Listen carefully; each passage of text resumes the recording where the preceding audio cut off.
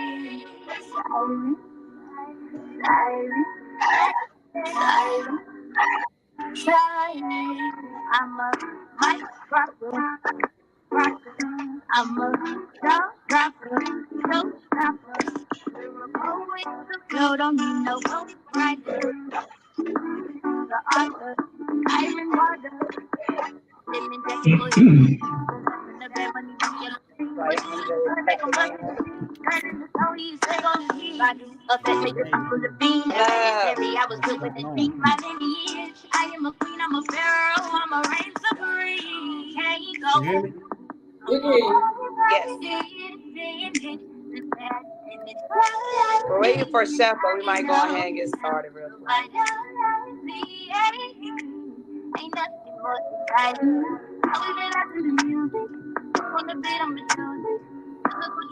All right, you guys, we're gonna go ahead and get started right now. Once again, you guys, it is time for Where's the Love. So you guys know Where's the Love is every third Thursday of the month at 8 p.m. Eastern Standard Time, you guys. And Where's the Love is all about talking about a variety of topics when it comes down to relationships. Talking about from the goods, the bads, to sometimes the ugly. But however, just talking about the truth and having appropriate and comfortable conversations when it comes down to talking about just the healthiness of having good love and good energy with your loved ones. So we're super excited to be able to do this show tonight because we have a lovely, two lovely guest hosts with us. But however, before we introduce them, we gotta of course introduce ourselves. So if you guys don't know, I'm Kitty Mo, the owner and one of the radio personalities for an award-winning radio station out in the Carolinas, True Dreams Radio 24/7. We are streaming all genres of independent artist music, as well as old school and new school R&B. We are now located in Tampa, Florida, you guys. So any artists that's interested, entrepreneurs, make sure that you guys definitely check in with us. So we have the original when it comes down to Where is Love, King and Queen in the building right now. So please, whoever want to go first, rock the mic, introduce yourself, let the people know where they can follow, support your movement. Let's get it. Hey everybody, my name is Carla. I am from Charlotte, and you can find me on Instagram, Facebook, Carla Thompson Realtor. I think it's Realtor One, and my motto is live, love, life by real estate. I'm a realtor here in Central Florida. Go all over, so hit me up. All right, let's get it, you guys. Hey, what's up, everybody? This is Andre. Super happy to be here. Relationship, life coach, entrepreneur, all those kind of things, right? So excited to be with my peoples here again. You can follow me on IG or Facebook. I'm at Advanced to Grow. Yeah, and I'm just excited to talk about all things relationships and the good, bad, ugly. All right, you guys. So tonight's topic is super special because I think that it's important. Lately, I know that you guys have been seeing all throughout social media. It's so many debates when it comes down to this M word, which is marriage. Okay, should people still be getting married? Should people not? Is marriage just paperwork and that's it? What is all just the rah rah about marriage? So we felt like it was necessary to not just kind of debate about, oh, well, why you shouldn't be married, but why you actually should have a healthy marriage. So we have a beautiful married couple on the line. They're gonna rock the mic, introduce you guys yourselves, let the people know where they can follow you and support your movement. Let's get it. Okay, well, good evening, everyone. I am Kamisha Hollyfield. This is my husband, Kyle Hollyfield, and we're excited to be here. We have been married for 12 years, and it has been a journey like no other. And hey, it's work like anything else, but it's so worth it. So we're just glad to be here. I'm gonna let my husband talk. Kyle Hollyfield, nice to meet everyone and see everyone. And you need to concentrate on following her because following me was a no good deal. Okay. I remember a funny story about following me. When I was in the military many years ago, and I was in a combat area, my commander walked down to me one day and he said, "Sergeant Hollyfield, the only reason anyone would follow you is out of idle curiosity." So that's my leadership skill, I guess. So you can't take it too serious, right? Anyway, it's a pleasure to be here. Thank you so much. Thank you so much. So definitely let's talk about it. So I know that when it comes down to it, we have to just kind of like let's kind of backtrack a little bit. So of course we gotta kind of start with the basics, which is, how did you guys meet? How did that go about? How old were you guys? When did you guys start it off and everything? Okay, I'll take that question. If it was not for divine intervention, we would not be where we are today. So what actually happened is I was working and I had a rough day at work, and I had gotten home and I was actually with my grandmother. Me and my grandmother lived together, and I came in the house and I'm like, man, I had an awful day at work. I'm disgusted. Man, I don't know what's going on. And my grandmother was like, you know what? Why don't you just go out? Why don't you, tomorrow be a new day? And then I kept going back and forth with her. No, I don't need to go. I'll be fine. And she's like, why don't you go? And I said, you know what? I'm going to go. So I got myself together and decided to go uptown, which is what they call downtown in Charlotte. Went to a place called Cosmos. And I decided, hey, I'm just gonna walk through the door, I'm gonna get a table, I'm not gonna be here long. And next thing I know, he walks through the door and our eyes just locked, came over, introduced himself. We talked for maybe over an hour, and then that was it. He said, I need to go. There's some things I need to do in the morning on my job. I said, there's some things that I need to do as well. He walked me to the car, we exchanged numbers, and the rest is history. So it was divine intervention. I have to. And this was, I'm sorry, go ahead. No, I have to speak on that. I don't know if you remember this, Kamisha, but it was me, you, and Georgette. We were hanging out somewhere on W.T. Harris. And you were like, you was like, I don't know what's going on, Carl. We was just talking about relationships. And do you remember this? I don't even know if you remember. And you was like, I don't know if I'm gonna end up being alone the rest of my life. Like, what is going on? And we was having this conversation about relationships. And it was a little bit after that, I think, that you met Kyle. It was a little bit after that. So I was so happy when I saw how happy you were that you met him. Yeah. So I'll never forget that. I remember we was hanging out. Yeah. So you were in that space where you were ready to receive. You know what I'm saying? You was ready for that. You was looking for that. You know what I mean? Well, I'm curious about I can't even remember. I'm sorry. Go ahead. No, go ahead. Go ahead, Kamisha. I'll let you finish. Repeat yourself. Go ahead and finish. No, go ahead. Go ahead. Go ahead. You're fine. I was going to ask about the whole eye contact thing, right? So when you walked into Cosmos, y'all met eyes. Did you feel something? I guess it was a little energy exchange there. So what? Tell me about that. Yes, it was just our eyes locked, and there was a feeling that I got within myself. It was just this energy that I was getting from him. And the next thing I know, he walked over, introduced himself, and we just started talking. Yeah, because it's funny because I think people all the time, and we have these conversations about eye contact and nonverbal communication. So when you look at somebody and you exchange smiles or something like that, so you gave him a signal, you made him feel comfortable to come over there and approach you and say something. So Kyle, you must have felt that energy and said, hey, I'm going to come on over and shoot my shot. Well, sure. Well, you have nothing to lose, right? I love it. Yeah, that's right. It was very easy. There was no tension. Nobody tried to be somebody they weren't. It was just two people having a conversation. Okay.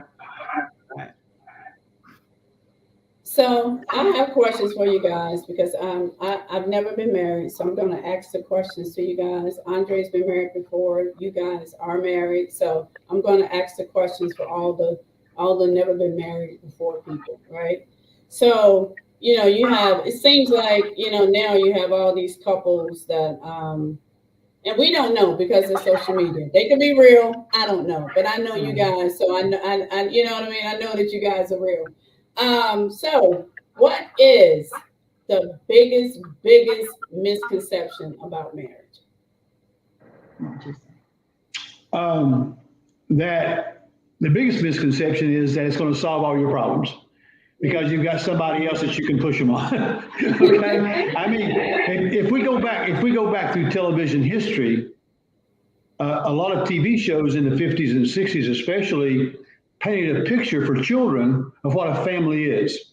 Right. Unfortunately, it might have been what the ideal family might be, but it's very, very infrequent that that's what it was. Right. So both little boys and little girls grew up with a concept that a perfect family has to exist, or I have failed.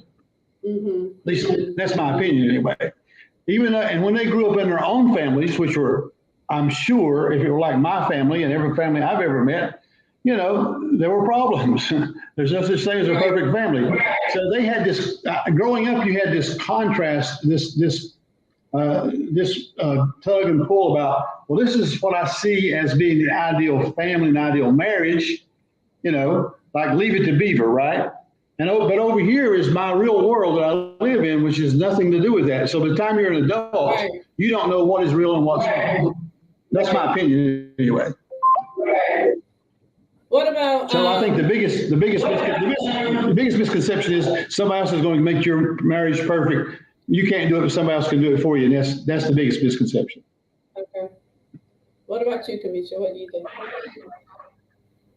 About people who what? No, they're asking me the same question, a misconception about marriage. Yeah. A lot of people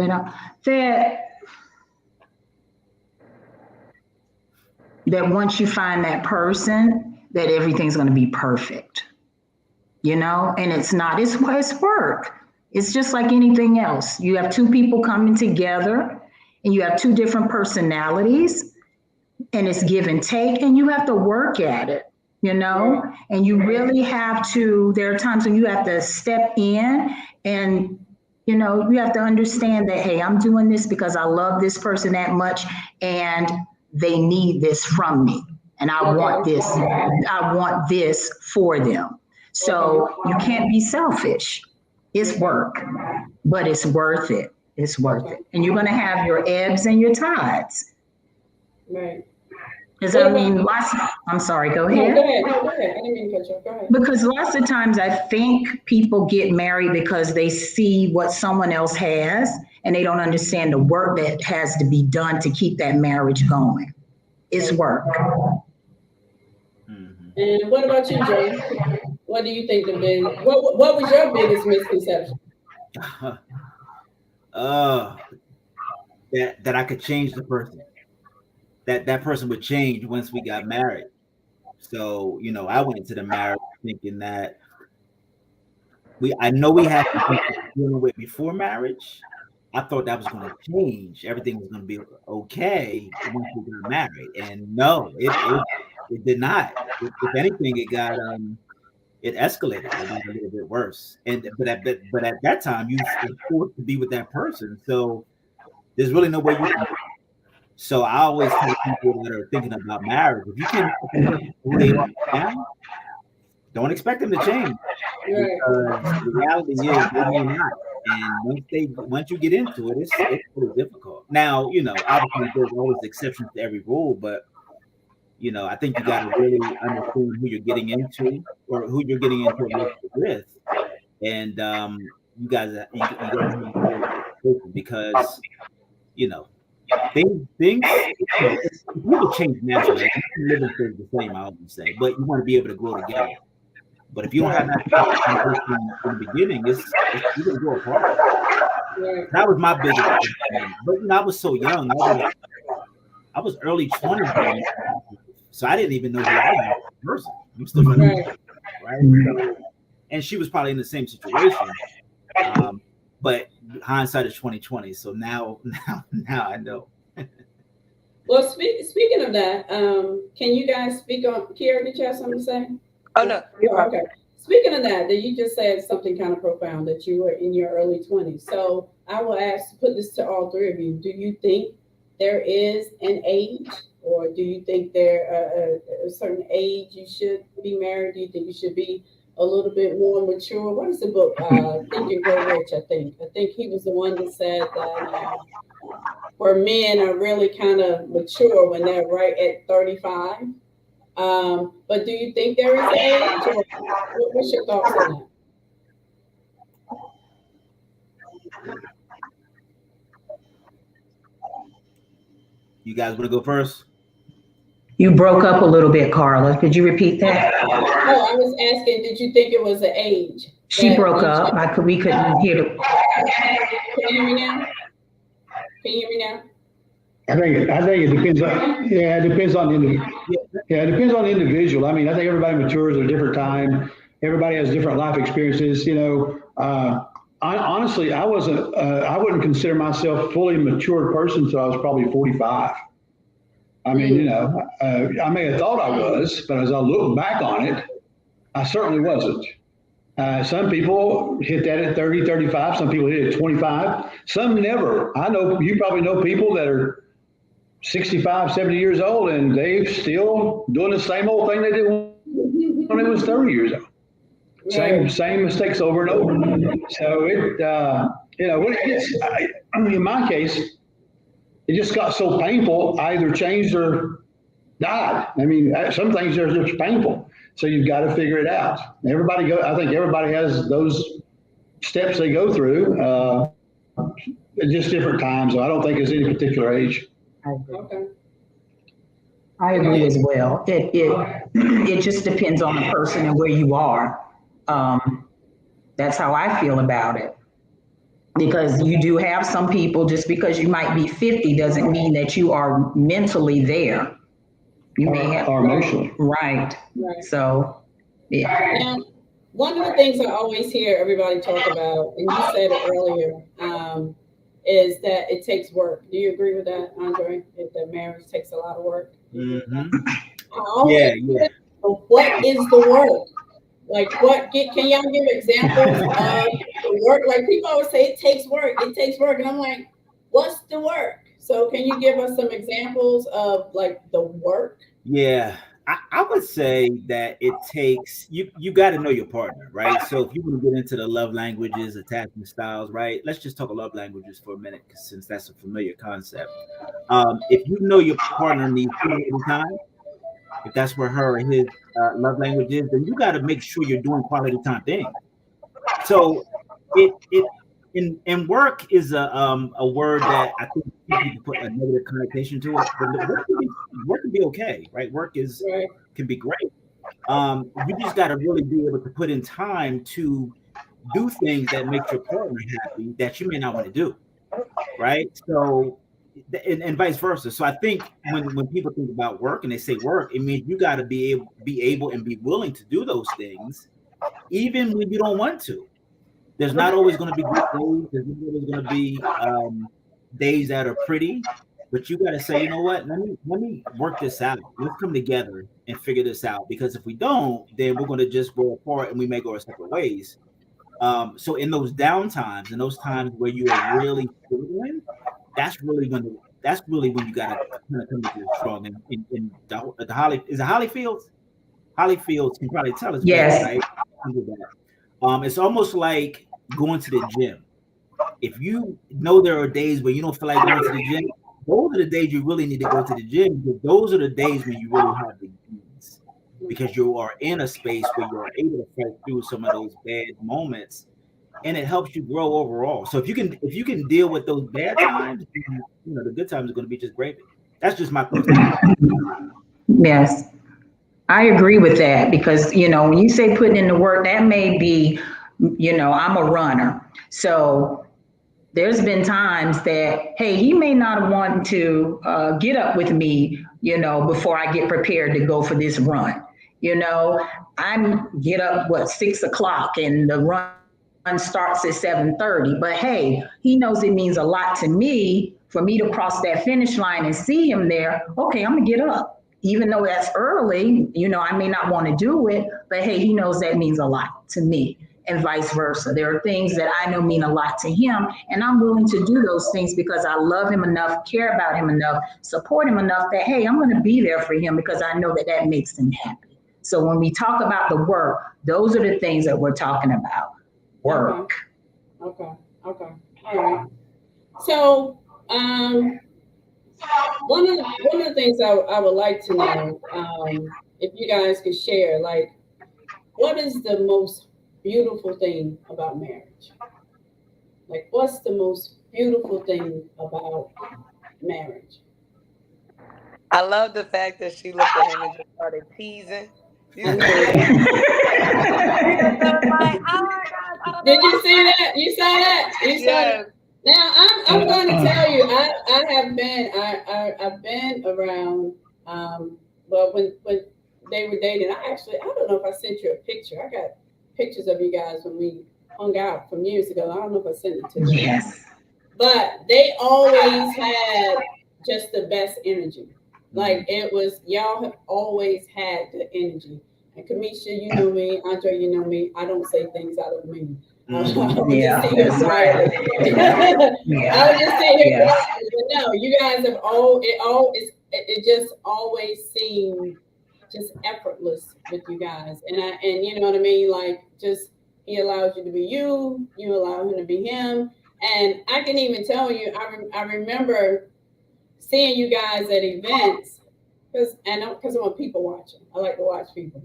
And what I like is you guys come in together, but you both kind of separate and kind of, you know what I mean? Like you kind of go over here, he goes over here, and then you guys kind of come back together, but it's not their whole, you know what I mean? I've always loved your flow. I just always loved your flow.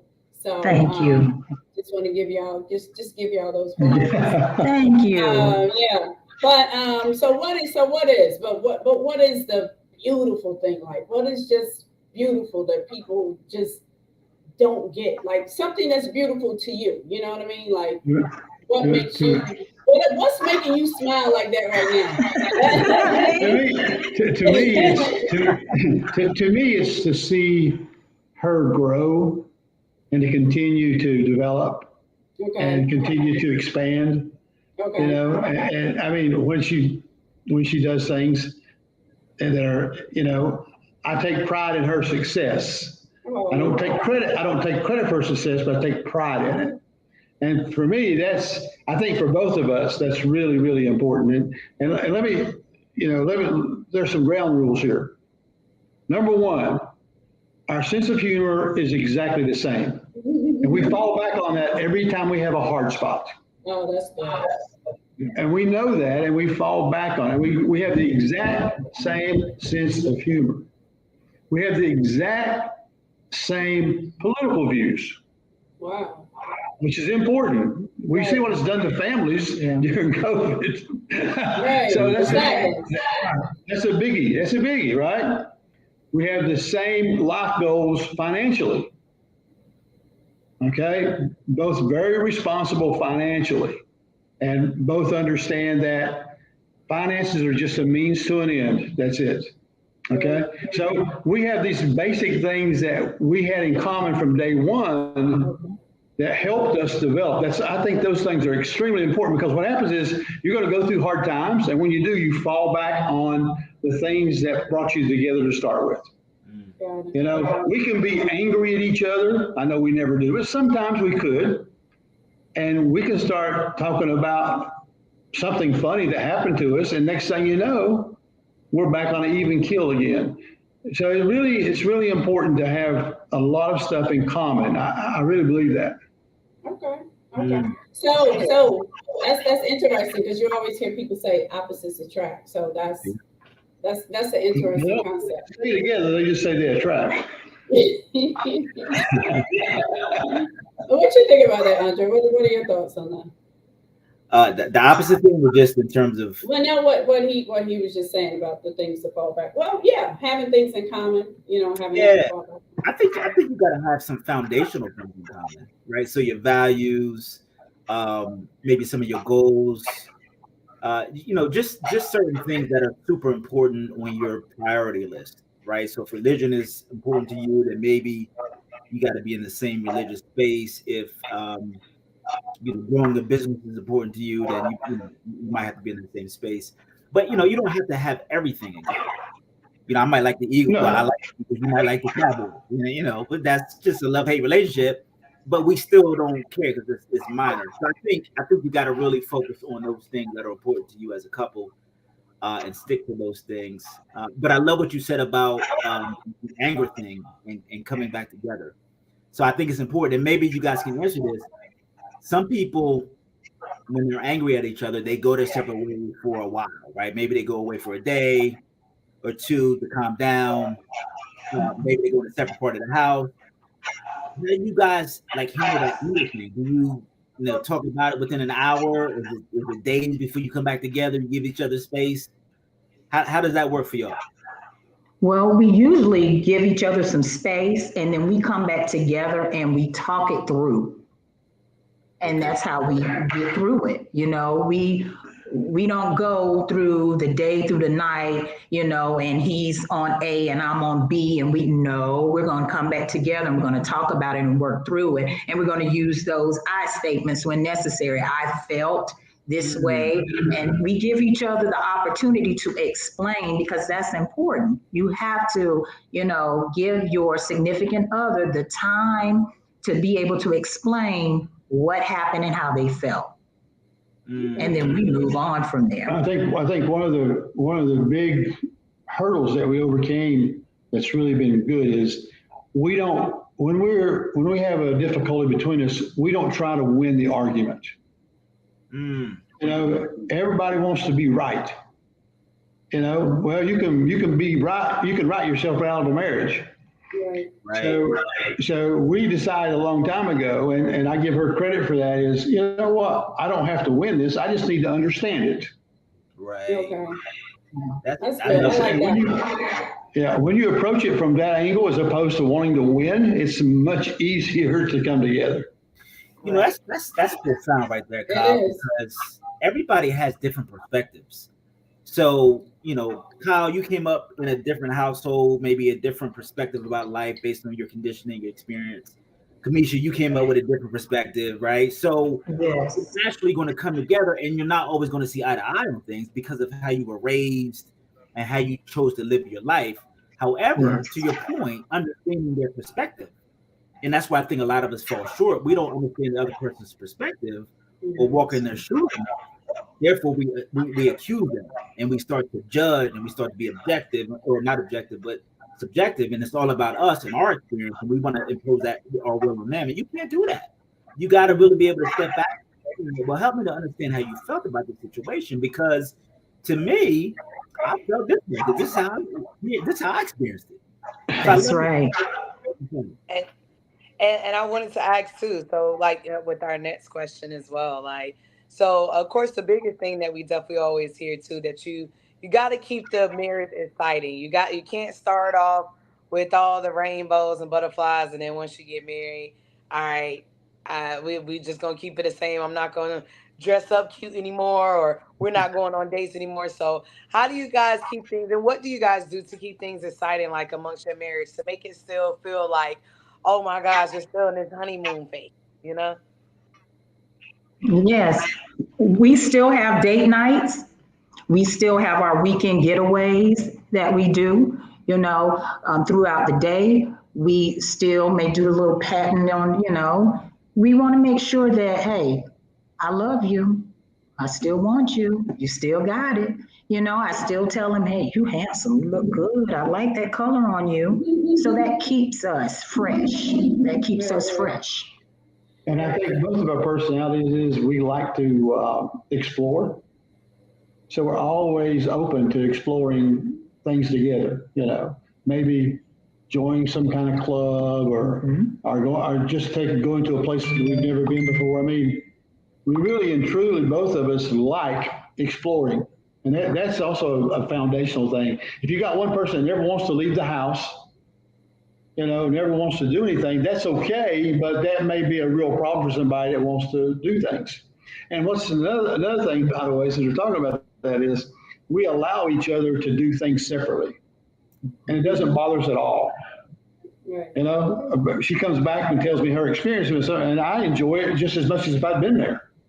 Wow. Okay. And vice versa. I'm a big golfer. She doesn't golf very much.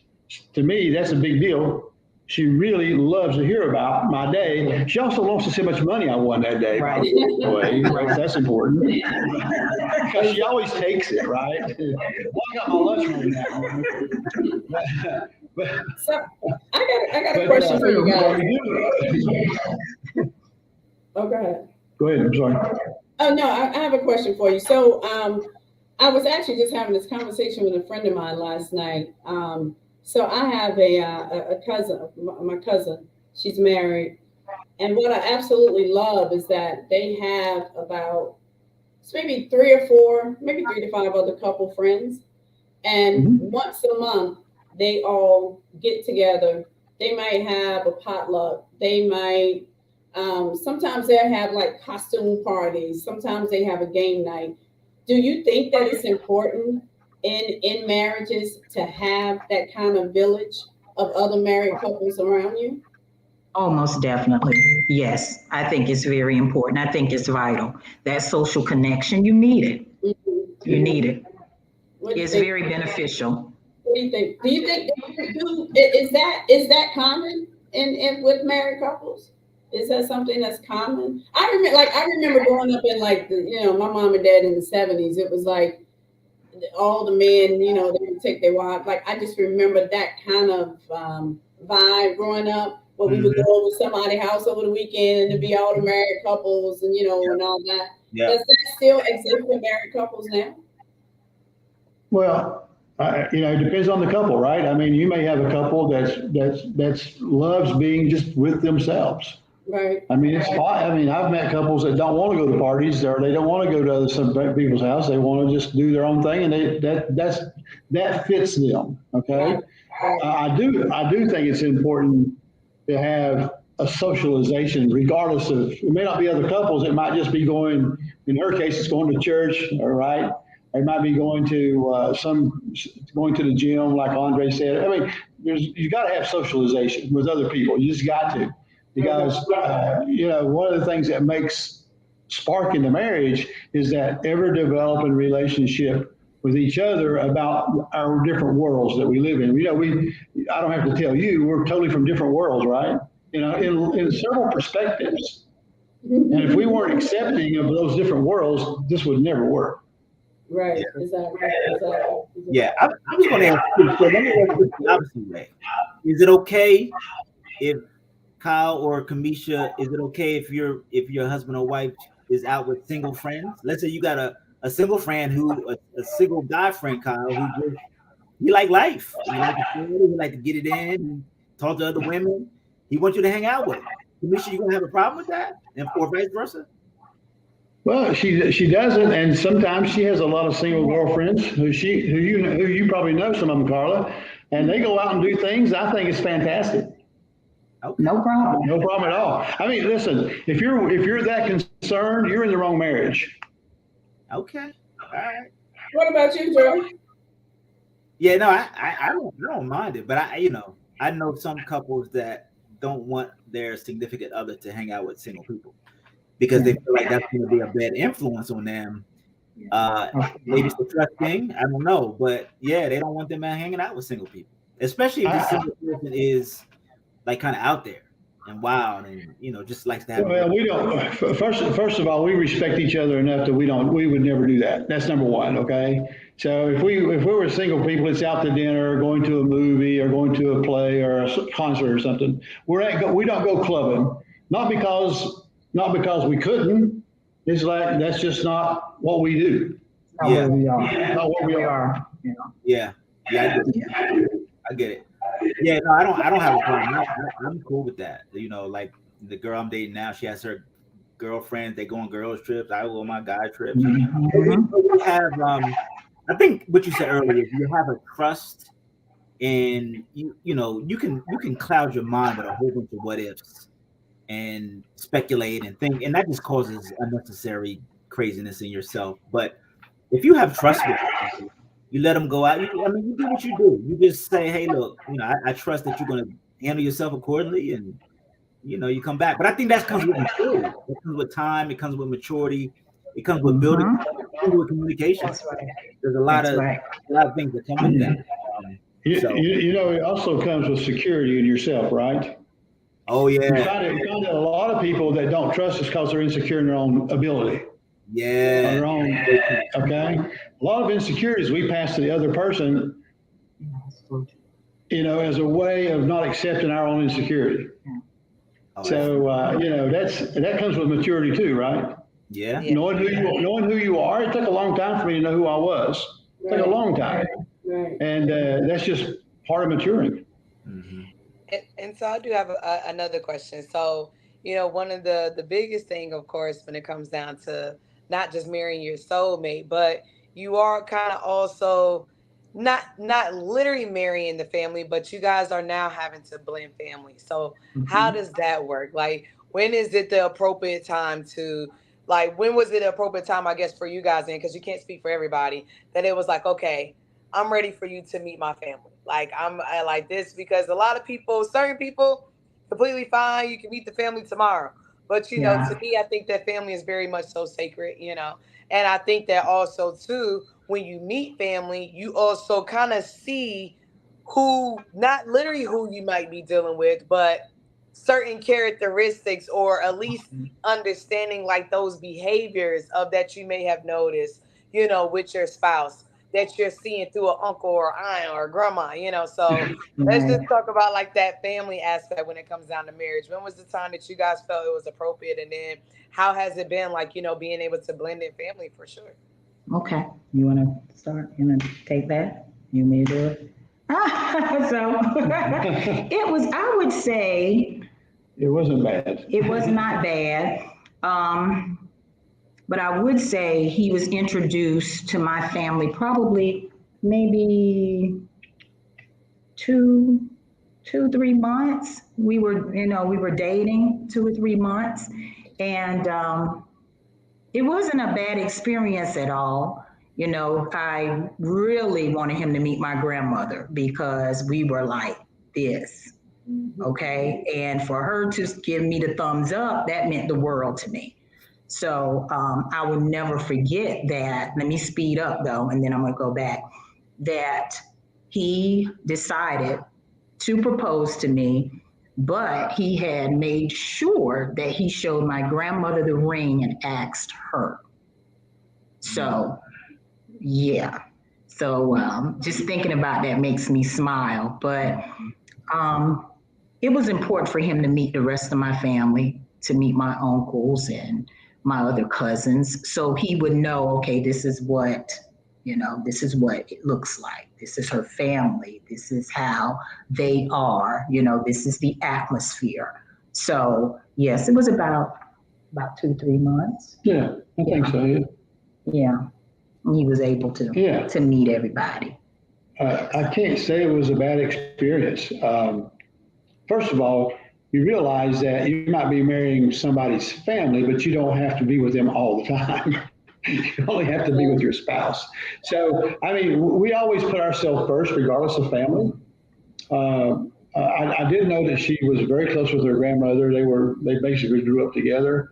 So I really respected that. And even today, me and her grandmother, we go to each other all the time. We tease each other constantly. She doesn't stop. I don't stop. and it was just a good relationship. My dad really liked her from day one. They had a really good relationship. She called him dad. I mean, so that was really good, you know. Somebody outlying people in the family, yeah, not too crazy, but you know what? That we put it in, we took that and put it in a box. Okay, that's their problems. That's not our problems. Mm-hmm. They got to figure out how to deal with it because we're not going away, right? And you can't really divorce your family, so they just got to figure out how to deal with it or not. Exactly. So the smart thing I think we did was, instead of getting our emotions wrapped up in defending somebody just because they're in your family, we said, let's put that in a box. It's a separate issue. Let's put it over there. We don't have to deal with it because those people are not, those people do not determine our quality of life. They're on the outskirts of our family, like, right? So that's kind of how we did it. I'm not sure it's the best way or the only way, but it worked for us. Yeah. Yeah. So I would say, 90% all in, 10%, both sides. Yeah. But, we decided going in, hey, I love you, you love me. It's us against the world. We're in it. And this is how it's how it's going to be. And if they're, going to join us, fine. If not, that's okay too. Sure. It's like he said, it's our quality of life at the end of the day. Okay. I got one, I think we wrapping up soon, but I got one last question before we wrap up. And I want all of you guys, you, Dre, Kyle, Kamisha, I want you guys to answer the question based on your perspective of marriage. So it's going to kind of be a broad question, but I know everyone is different, but just based on your perception. Kyle, you said something earlier that I thought was profound when you said we shared the sense of humor. We had the same political values. And I think you said you had the same spiritual beliefs. Okay, so if I'm meeting someone and let me just make up an example. So I meet a guy, we hit it off. I'm Christian, he's spiritual, but we hit it off. He's spontaneous and with his money, and I'm a saver. I'm kind of more conservative, but we hit it off. We're good, right? My politics is a little bit more grassroots than his, but we hit it off and we're good and we get along and everything, right? So my question is, does our foundation, if someone doesn't meet your foundation, your beliefs, right? Because we do have some friends, right? We have some friends that we don't share all of that, but we still call them a friend, and that's still in our life. Right. Do you think that can work in a marriage? Do you think that can? And again, this is from all of you guys' experience, what your experience is. Do you think? Because I know it's not the end on, everybody's different and all that, but just from your thinking about that right now, like, do you think that could work? Well, it might work. It just is much more difficult. And the question you have to ask yourself is, are you willing to marginalize yourself for the other person? Because when you have conflicting foundational issues, well, somebody has to give up something. Okay. And you have to ask yourself, will I be happy as a person doing that? Some people could do it. I'm not sure I can. So it would be a big red flag for me personally, just because it's already tough just making a relationship work. And if those foundational things are a real problem, it's just, the odds are not in your favor, put it that way. I hear you. That's my opinion. I hear you, Andre. Yeah. What he said, he said a mouthful. He said facts. I think when I was younger and not as aware as I am now, I would have tried to make it work because I would have probably been chasing some physical stuff. Right. Yeah, I would have felt comfortable. It would have been. But yeah, now I wouldn't even put myself in that situation. Like I would even, I don't think I would put forth the effort, because those are core values. Like finances are like number one or number two in terms of people getting divorced, right? Depending on what poll you ask or look at. So definitely not that. And then the spiritual, that's deep too.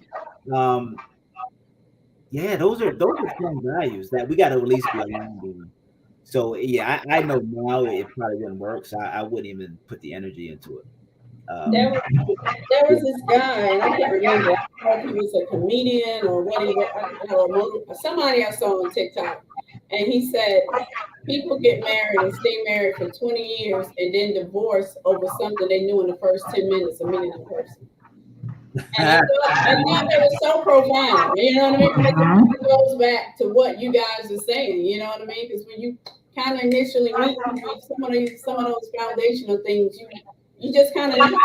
And yeah, I bet you if you go back over those 20 years, that whole 20 years was a struggle. They kind of just gave up. Right. So you ask yourself, do I want to invest 20 years? Right. You know, in a losing cause?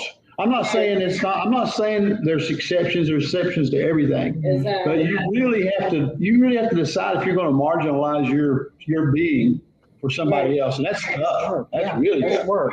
Right. I mean, even down to when you talk about sense of humor, like I'm a huge believer that laughter is just the best medicine in the world. I think it's the most underrated medicine in the world, right? Mm-hmm. And I remember dating a guy. I was just telling my daughter this. I remember dating a guy, and we went to go see Friday, and he told me I laughed too loud. He shushed me, and he you know what I mean? And right then, I really should have stopped dating him. I continued to date him, and he was always. And y'all know me, I'm very silly. I love laughing. Yes. And he always tried to stifle that.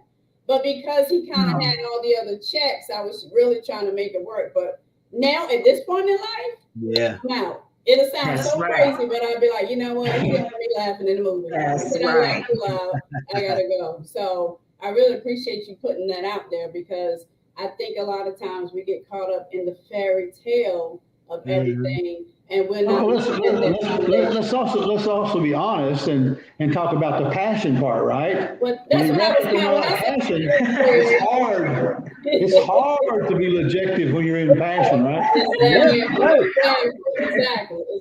You're exactly right. So before we close out, I just wanted to know if you guys could just give advice to everybody that's listening.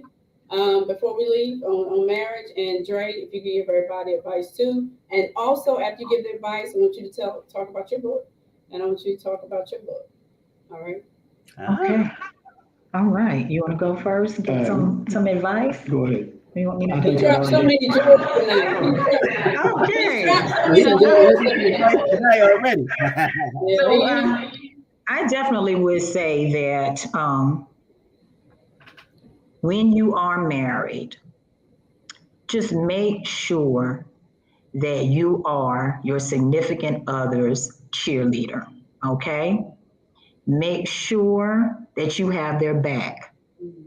Good days, bad days. It's work, but it's worth it in the end when you find that person that you could spend the rest of your life with.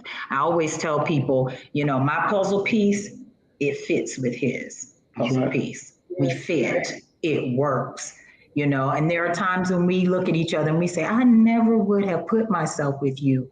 But I can honestly say, God did that, okay? He knew who I needed. He knew who my husband needed. And it's you and your significant other living your life, being there for each other. It's give and take, it's ebbs and tides, but you gotta be open. Some days it's, it can be, okay, Lord have mercy. I know he's gonna say, Lord, if she asks me where that was one more time, but it's a beautiful thing because you get to come home to someone that has your back. through thick and through the thin. I know at the end of the day, he has my back and he knows that I have his back. And so it's, And it's tell us- beautiful. And tell us about Ella.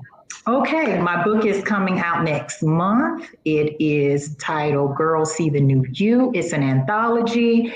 We have a lot of information in that book. Each chapter will be a blessing to each one of you. I think you would enjoy reading it.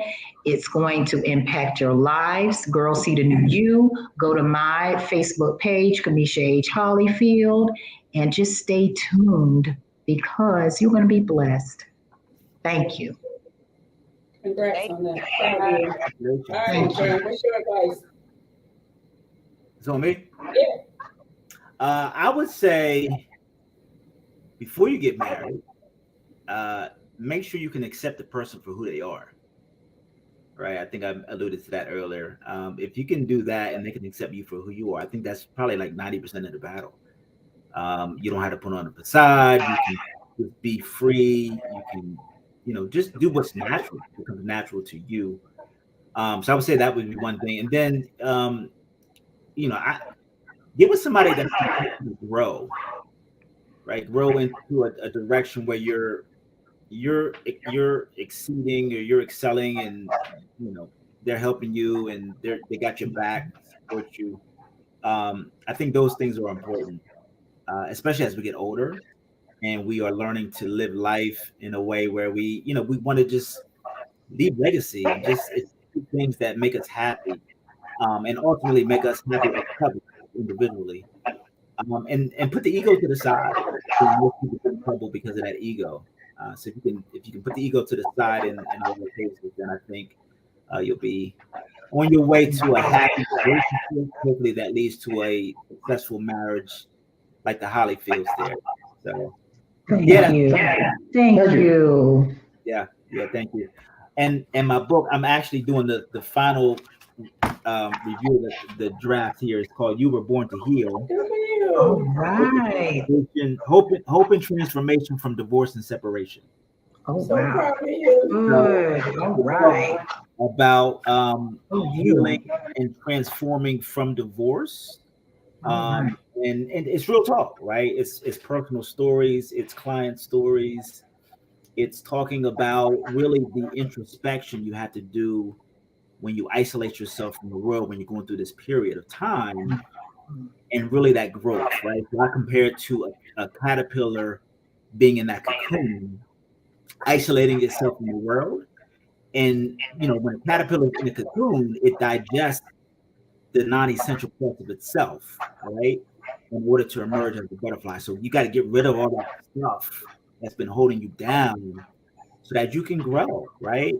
And avoid the distraction, because there's a lot of things out here that will try to keep you down and keep you from growing. So don't look at it in terms of, oh, my life is over, I can't move forward.